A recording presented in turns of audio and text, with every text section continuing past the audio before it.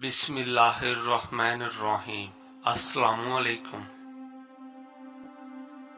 گاڑی کوئی 10 کوس چلی ہوگی کہ ایک خاتون نے شور مچا دیا کہ اس کی سلوار کے پونچے میں سانپ گھس گیا ہے۔ خاتون مستقل چیخیں مار رہی تھی اور کہتی جاتی تھی کہ مجھے بچاؤ، مجھے سانپ کاٹ کھائے گا۔ سانپ اگر تھا تو نہ کاٹ رہا تھا اور نہ ہی خاتون کی جان چھوڑ رہا تھا۔ عورت ذات تھی، مردوں کا اس کے جسم کو ہاتھ لگانا مناسب نہ تھا۔ آخر کار بس روکی گئی اور خواتین کے حوصلے اور ہمت سے سانپ والی خاتون کو سڑک پر اتارا گیا۔ وہ بدستور چیخ رہی تھی۔ سڑک کے کنارے دیہاتی لباس میں ایک جوان آدمی کھڑا تھا، ہاتھ میں ایک درمیانی سائز کا بکسا تھا۔ وہ بھی اس تماشے کو دیکھنے والوں میں شریک ہو گیا۔ سانپ والی خاتون کو خواتین نے نیچے لٹا دیا اور ایک چھری سے شلوار کے اوپر وار شروع کر دیے۔ سانپ نے اندازہ کر لیا ہوگا کہ باہر اس کے دشمن کھڑے ہیں، اس لیے وہ باہر آنے پر تیار نہ تھا۔ بہرحال جب وار شدت اختیار کر گئے تو سانپ نے شلوار کے پونچے سے سر نکالا اور آہستہ سے باہر آ گیا۔ یہ ایک سیاہ رنگ کا کوبرا سانپ تھا جس کا ڈسا ہوا شخص پانی نہیں مانگتا۔ اس طرح کا سانپ اگر ہاتھی کو کاٹ لے تو وہ چند منٹ میں ہی ہلاک ہو جاتا ہے۔ سانپ کی ہیبت سے سب لوگ دہشت زدہ ہو گئے۔ کسی کی ہمت نہ پڑی کہ اس کے نزدیک جائے۔ سب کی قوت فیصلہ جواب دے چکی تھی۔ سانپ کو کیسے مارا جائے، اس کے اوپر سے بس گزاری جائے یا انتظار کیا جائے کہ وہ کدھر کا رخ کرتا ہے۔ خوفناک آنکھوں والے سانپ پھن اٹھا رکھا تھا اور چاروں طرف دیکھ رہا تھا جیسے کسی کو تلاش کر رہا ہو۔ دیہاتی جوان جس نے بکسا پکڑا ہوا تھا سانپ سے کافی دور تھا اور بظاہر اس صورتحال سے محفوظ تھا۔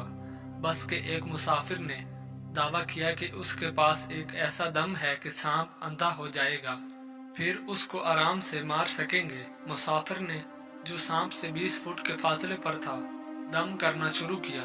ابھی چند لمحے گزرے تھے کہ سانپ نے اس زور کی پھنکار ماری کہ دم کرنے والا مسافر جو خاصا دور تھا دڑام سے زمین پر آ گرا۔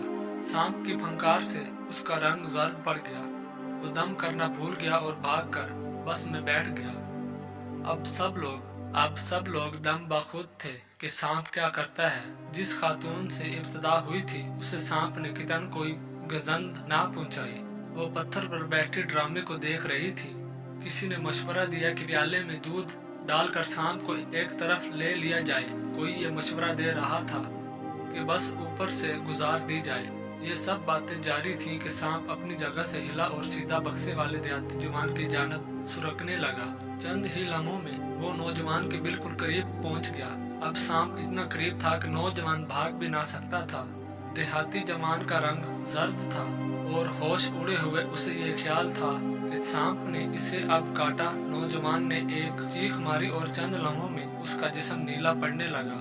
اس تڑپتے ہوئے شکار کو چھوڑ کر سانپ ایک طرف کو چل نکلا اور ایسا غائب ہوا جیسے کبھی وہاں تھا ہی نہیں۔ آن کی آن میں نوجوان کے منہ سے جھاگ نکلنے لگی اور دیکھتے دیکھتے اس نے دم توڑ دیا۔ وہ کون تھا اور اس کی نعش کو کہاں پہنچایا جائے، اس کے لیے تھوڑی سی معلومات ضروری تھی۔ پرائے سامان کو ہاتھ لگانا ویسے تو مناسب نہ تھا، مگر جوان کے جسم پر کوئی ایسی قابل شناخت شے نہ تھی جس سے پتہ چلے کہ وہ کہاں کا رہنے والا ہے۔ مجبوراً اس کا بکسا کھولا گیا تاکہ اس میں سے اس کا اتا پتہ معلوم کیا جائے۔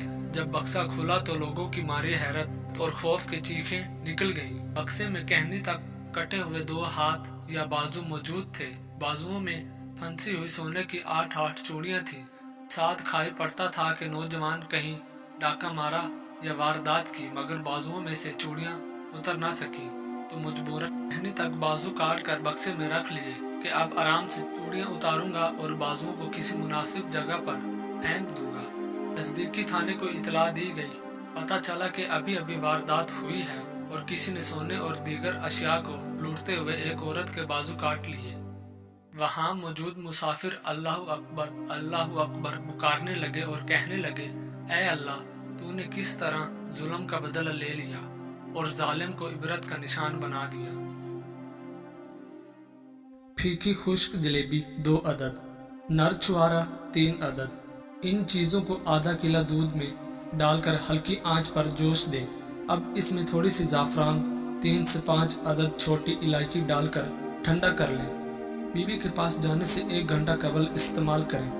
बीवी पाँव पड़ेगी, बस करें अब बर्दाश्त नहीं हो रहा।